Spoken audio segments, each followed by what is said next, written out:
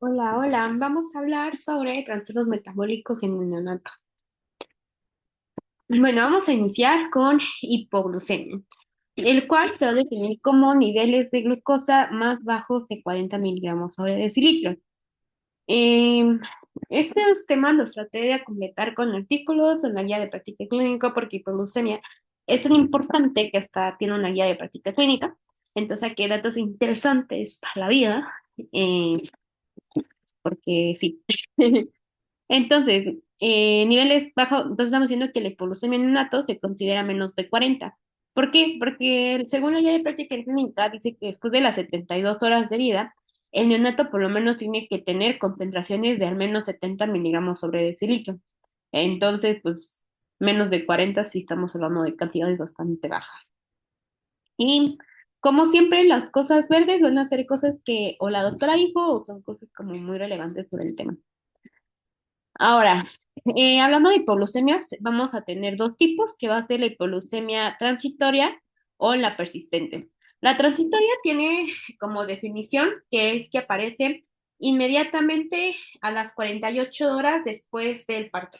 O sea, pues el niño nace y por lo menos en los siguientes 2 días empieza a tener niveles de glucosa menos de 40. Entonces, también está otra característica es que es de fácil tratamiento. Le damos glucosa y jala. Mientras que la hipoglucemia persistente, además de durar más de 48 horas, o más bien, o aparecer más después de las 48 horas, lo que quiere decir es que aparece después de las 48 horas de nacer, también está relacionada a trastornos endocrinos, como puede ser la hiperinsulinemia, y también otra característica es como el bebé ya estuvo tanto tiempo sin glucosa, pues empieza a tener alteraciones neurológicas más graves. Ahora, hablando de factores de riesgo, uno de los principales va a ser que tengan peso bajo al nacer. Y se puede empezar a sospechar de estos niñitos porque no solamente tienen peso bajo al nacer, sino que ya desde el crecimiento intrauterino empezaron a tener retraso. Entonces ya ellos ya hay que empezar a pensar que tienen un déficit de la glucosa. Otras cosas, perdón, que tienen factores de riesgo puede ser el estrés perinatal, es decir, que al nacer hayan tenido asfixia, que los hayan sacado por cesárea, que la mamá haya tenido preeclampsia, sepsis o diabetes gestacional. También la diabetes gestacional es un factor de riesgo bastante importante y sonado en la hipoglucemia. Pues por lo mismo, como la mamá siempre tuvo glucosas muy altas durante pues el embarazo, cuando lo sacan de la mamá que pues, es azúcar, enteramente azúcar, pues los bebés se hipoglucemian. Pues sí. Entonces, también otro puede ser la edad gestacional, que sean niñitos prematuros, porque hay que recordar que los prematuros todavía no tienen bien desarrollado el hígado y entonces pues es más difícil que ellos puedan hacer los metabolismos, como puede ser lo de glucogénesis, gluconeogénesis, glucólisis y todo eso. Entonces, pues es más difícil para el niño poder regular la glucosa.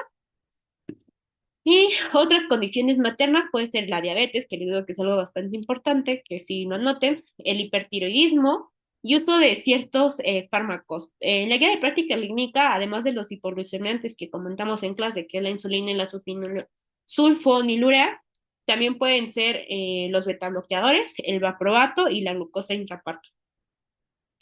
En factores genéticos vamos a tener que, pues ya existe una historia familiar de que los niños nazcan con hipoglucemia o algún otro trastorno metabólico, y también puede haber malformaciones congénitas como el síndrome de Bitt-Wiedemann, que este es un síndrome en el cual los niños nacen bastante grandes, o sea, tienen alteraciones en el crecimiento, aunque también pueden nacer, por ejemplo, con lengüitas grandes o hasta estar relacionados con tumores, por ejemplo, de riñón.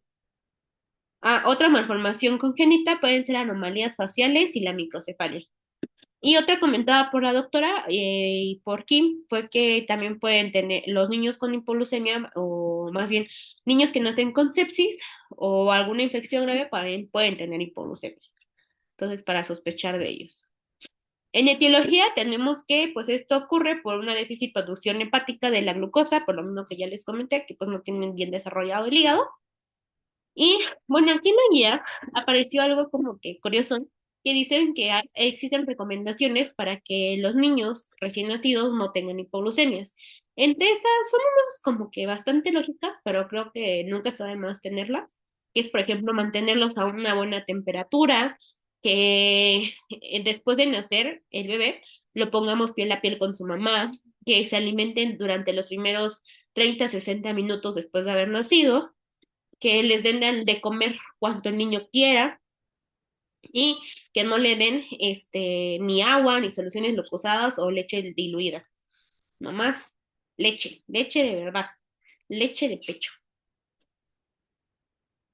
Entonces, en síntomas, también en la guía de práctica clínica encontré algo chido, que es los síntomas, depende de la frecuencia, donde dice que el más común que se presenta en el 100% de los pacientes es que tengan estupor, es decir, que se sientan como que se vean medio deprimidillos, que no respondan cuando les hablen, y no es porque no se hayan dado cuenta que ya nacieron y que la vida no está tan chida, no es por eso, sino que tengan un estupor real, que, que no que no les jale el cerebro.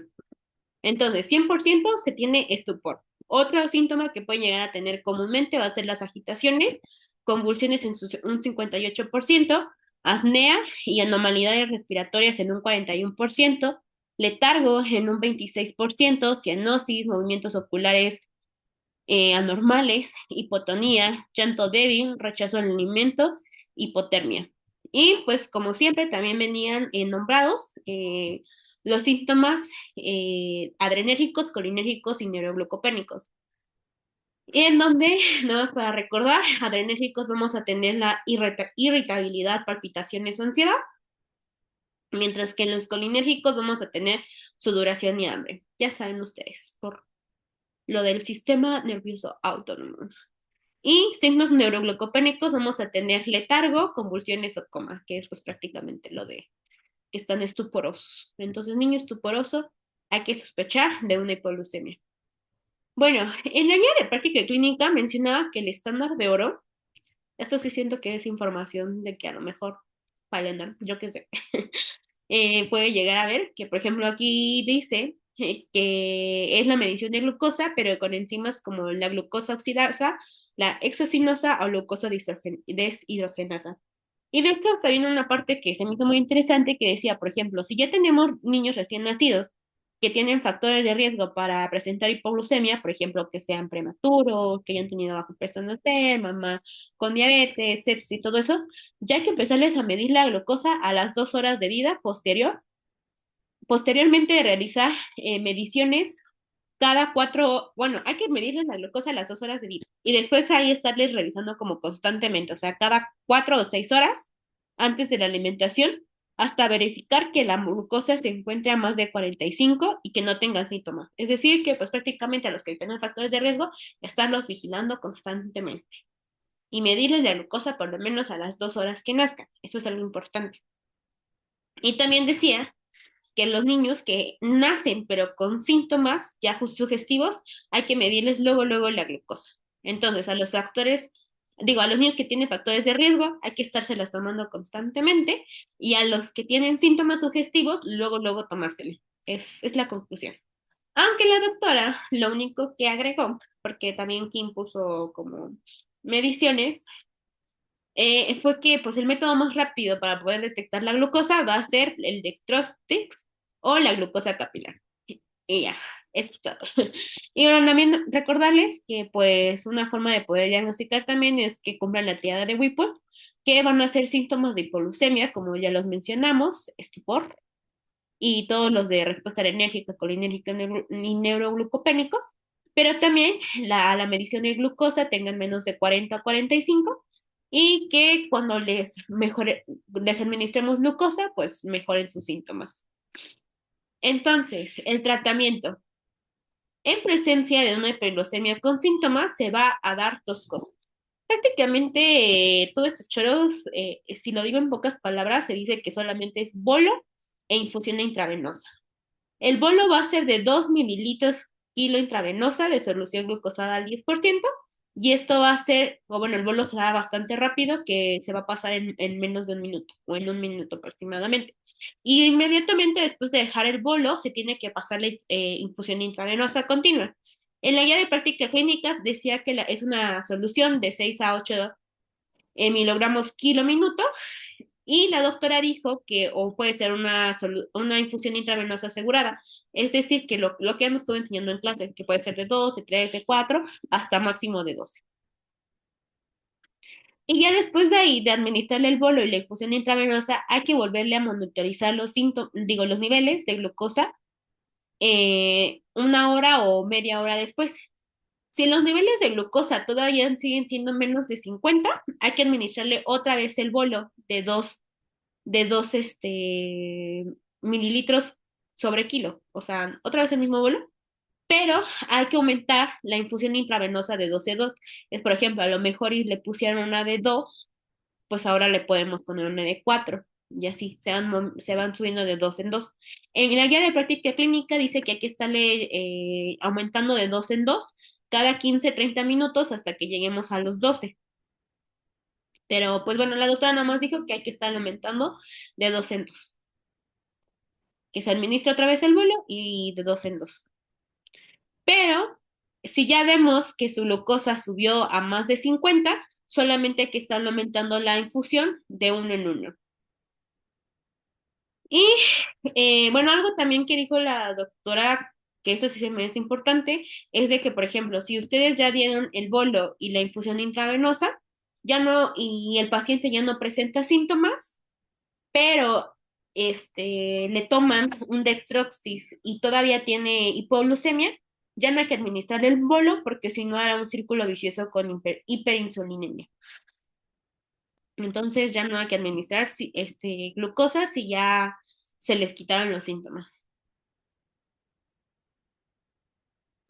Y bueno, aquí les agregué otro dato de la guía de práctica clínica que dice que si después de las 24 horas de terapia intravenosa ya se obtuvieron más de 50 miligramos sobre decilitros en dos determinaciones o más consecutivas, hay que estarle disminuyendo la infusión de dos, ahora de dos en dos, por lo menos 6 horas. Ya hay que estarlo vigilando y pues ya empezarle a dar bueno, estarle dando pecho al bebé.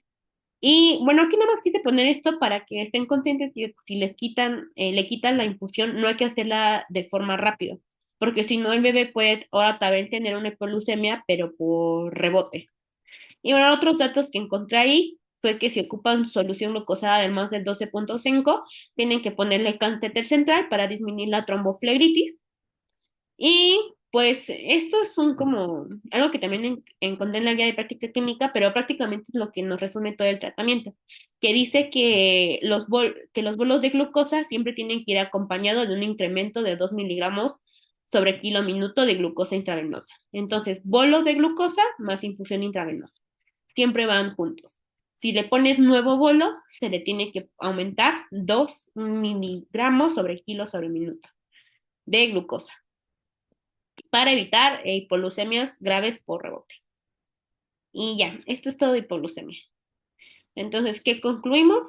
Menos de 40, bajo peso, que sean prematuros, mamás con diabetes, que hayan tomado insulina, sulfonilureas o que tengan sepsis. Síntomas que sean estuporosos, que tengan agitaciones, convulsiones y pues los que siempre hablamos, adrenérgicos, colinérgicos y neuroglucopénicos. El mejor diagnóstico o el más rápido va a ser la dextroxis. Supuestamente el estándar de oro dicen que son la medición de la glucosa sanguínea con enzimas con glucosa y el tratamiento. Bolo de 2 mililitros, 2 mililitros sobre kilo intravenoso de glucosada al 10%, más una infusión intravenosa continua. Eso es todo de hipoglucemia. Ahora vamos con el siguiente. Nada más déjenme, voy a limpiar rápido los mocos.